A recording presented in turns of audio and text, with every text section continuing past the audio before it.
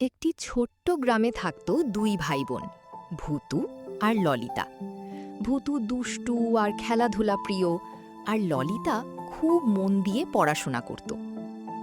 গরমের দিনে ভূতুর টিউশন ভোর ৫টা থেকে ৭টা পর্যন্ত হয়। ৭টা বাজতেই ভূতু বাড়ি ফিরল।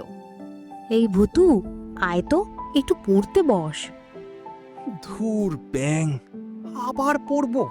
আমি খেলতে যাব। এই বলে ভূতু ছুটে গেল মাঠে খেলতে।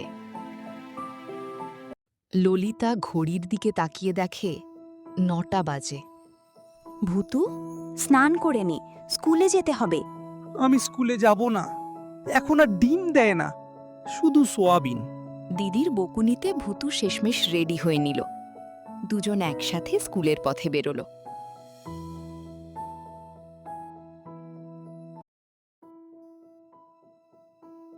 এ ভূতু, চল খেলি। চল, আজকে আমি জিতব। ঠিক তখনই দিদিমণির গলা শোনা গেল।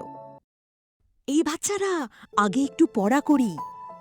আজকে আমরা মজার ছড়া শিখব। হাঁসপুকুরের কলের জলে কে এক বালতি জল দিয়ে স্নান করিয়ে দে। আরেকটা, বড় বউ ছোট বউ মিলে ঘুঁটে দেয় ঘরের পাঁচিলে। ভূতু খুব খুশি হয়ে গেল। সে বুঝতে পারল স্কুল মানে শুধু পড়া নয়, মজাও আছে। স্কুলে আসাটা তো মজার। দিদি, আজকে স্কুলে খুব মজা হয়েছে, আমি কাল থেকে পড়ব। এই তো আমার ভালো ভাই।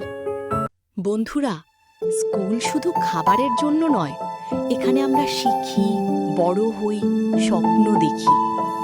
এমনই মজার মজার গল্প পেতে আমার চ্যানেলটি লাইক করো, সাবস্ক্রাইব করো, আর কেমন লাগলো সেটা কিন্তু অবশ্যই কমেন্টে জানিও।